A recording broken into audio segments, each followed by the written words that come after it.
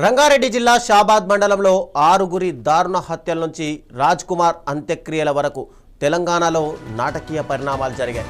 10వ తేదీన జరిగిన ఆరుగురి హత్య వార్త తెలుగు రాష్ట్రాల్లో సంచలనంగా మారింది. మృతుల్లో అతడిపై పోక్సో కేసు పెట్టిన 17 ఏళ్ల బాలిక, ఆమె తల్లి, ఆమె నాన్నమ్మ, అలాగే రాజ్ కుమార్ భార్య సరిత, అతని నలుగురు 1.5 ఏళ్ల వయసున్న 2 కుమారులు ఉన్నారు. మే నెలలో రాజ్ కుమార్ పైన పోక్సో కేసు నమోదైంది. ఈ కేసులో అతడికి ఇటీవల బెయిల్ కూడా లభించింది. ఇదే ప్రతీకార హత్యలకు కారణమని పోలీసులు అనుమానిస్తున్నారు. జూలై 10 రాత్రి 11 నుంచి 11:30 గంటల మధ్య ఈ హత్యలు జరిగినట్టు తెలుస్తోంది.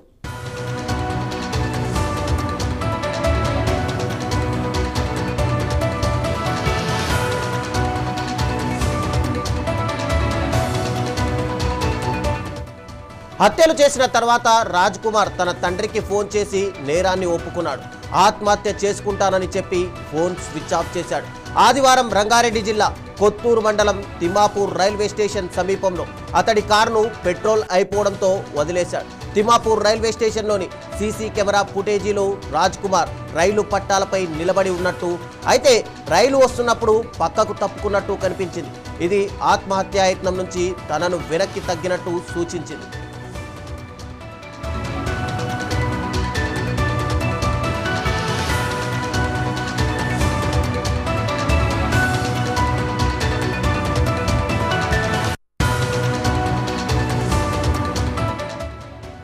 రాజ్ కుమార్ సూర్యాపేటలో ఉన్నాడన్న సమాచారంతో అక్కడికి స్పెషల్ టీం పోలీసులను పంపించి అరెస్ట్ చేశారని సోమవారం ఒక వార్త వచ్చింది.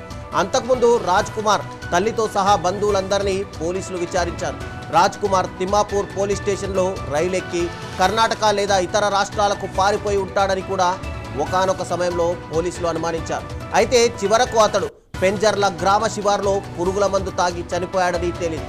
అంతకుముందు రాజ్ కుమార్ సెల్ఫీ వీడియో కూడా చేశాడు. తనను మైనర్ అమ్మాయి కుటుంబ సభ్యులు వేధించారని ఆ సెల్ఫీ వీడియోలో పేర్కొన్నాడు. వాళ్ళని చూస్తారు, అక్షయ్ని వాళ్ళ కుటుంబంలో వాళ్ళ నాన్నమ్మని వాళ్ళ అమ్మని ఎలాగైనా నేను చంపి నేను నా కుటుంబం ఏమైనా చేసుకొని చనిపోవాలని చెప్పేసి నిర్ణయించుకున్నా. దీంట్లో నా కుటుంబంది ఎలాంటి పాత్ర లేదు. నాదొక్కటి నా సొంత నిర్ణయం నేను తీసుకొని ఈరోజు నేను ఏదైనా వాళ్ళని చేసి నేను ఏమైనా చేసుకొని చనిపోవాలని నిర్ణయించుకున్నా. దయచేసి నాకు ఒకవేళ నేను నా కుటుంబం చనిపోతే నాకు భూమి గుట్ట లేదు కాబట్టి ఎలాంటి నా తల్లిదండ్రులకు ఉన్న భూమిలో పెట్టొద్దని నన్ను మా కుటుంబం అందరు నలుగురిని అనాథల లాగా శ్మశాన వాటికల్లో మమ్మలను కాల్ చేయాలని తెలియజేస్తున్నాను. నాకు ఎలాంటి ఫ్యామిలీ మరియు ఎవ్వరూ లేరు. నేను చేసుకున్న తప్పుకు నేను పురుస్తున్నా. నేను చేసిన తప్పుకు నేనే శిక్షించుకోవాలని నిర్ణయించుకున్నా. వాళ్ళని ఎలాగైనా హత్య చేయాలని నిర్ణయించుకున్నా.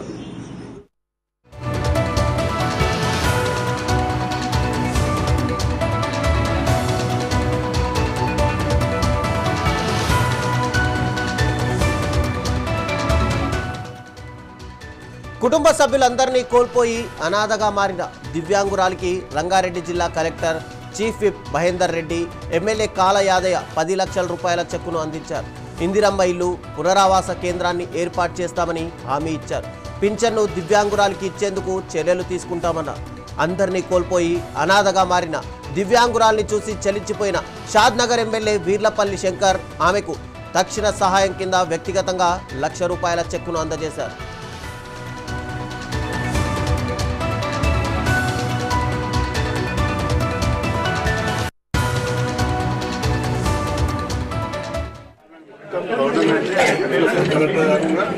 ఎక్కడైతే ఉందో ఇప్పుడు ఏర్పాటు చేస్తాం. పాపే ముందు ఎట్లా ప్లాన్ చేసుకుంటే అట్లే పాపకు మేము 3 సెంటర్స్ ఐడెంటిఫై చేసాం. కొంచెం మామూలు వచ్చేది చూశారు కదా, చూసిన తర్వాత 3 సెంటర్లో చూసిన దాంట్లో మేము అసలు దాంట్లో సికింద్రాబాద్ సెంటర్ బాగుంది మాకు.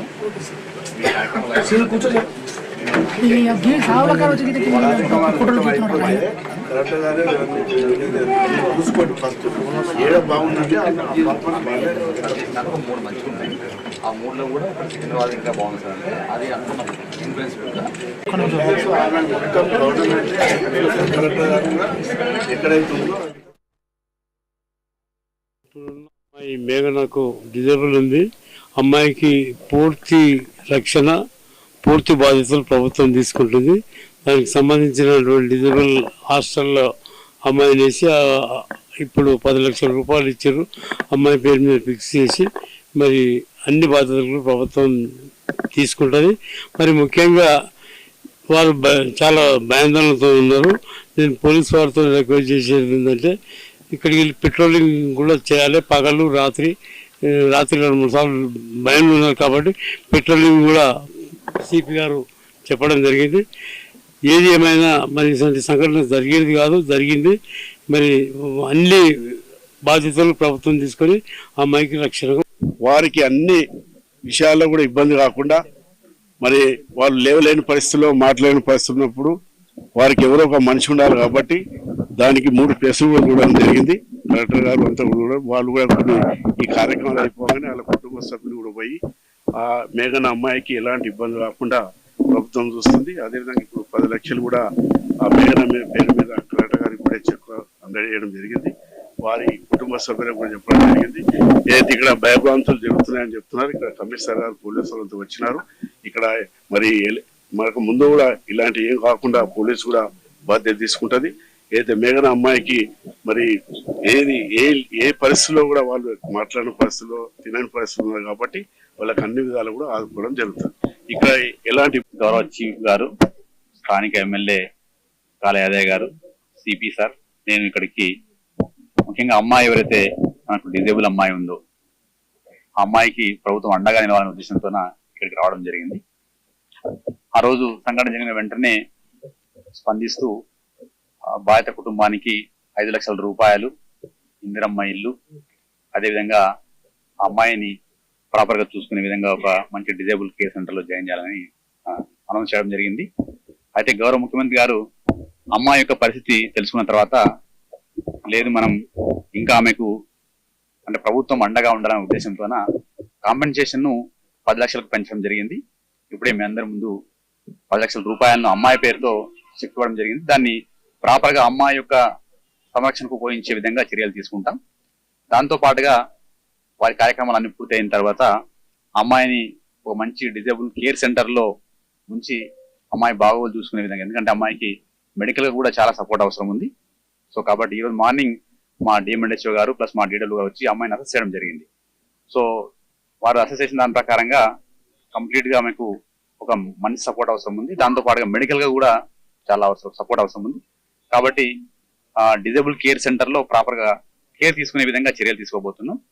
అట్లే ఇక్కడ ఇల్లు ఉంది, ఇంకా ఒకవేళ లేదు కావాలి మాకంటే కూడా ఇందిరమ్మ ఇల్లు శాంక్షన్ చేసే విధంగా చర్యలు తీసుకుంటున్నాం. ఇప్పటికీ అమ్మాయికి డిజేబుల్ పెన్షన్ వస్తుంది, అంటే ఎవ్రీ మంత్ 4016 రూపీస్ ప్రభుత్వం అందిస్తుంది. అది అట్లే కంటిన్యూ చేస్తాం. అదేవిధంగా ఇందాక కుటుంబ సభ్యులు ఫ్యామిలీ పెన్షన్ అయితే ఉందో, అంటే వారి ఫాదర్ గవర్నమెంట్ ఉద్యోగి కాబట్టి మదర్కి వచ్చేది, ఇప్పుడు ఆ ఫ్యామిలీ పెన్షన్ ను అమ్మాయికి ఇప్పిస్తే బాగుంటుందని కోరడం జరిగింది. దాన్ని కూడా అంటే డిపార్ట్మెంట్ లో ఉన్న రూల్స్ ప్రకారంగా ముందుకు వెళ్లే విధంగా చర్యలు తీసుకుంటాం.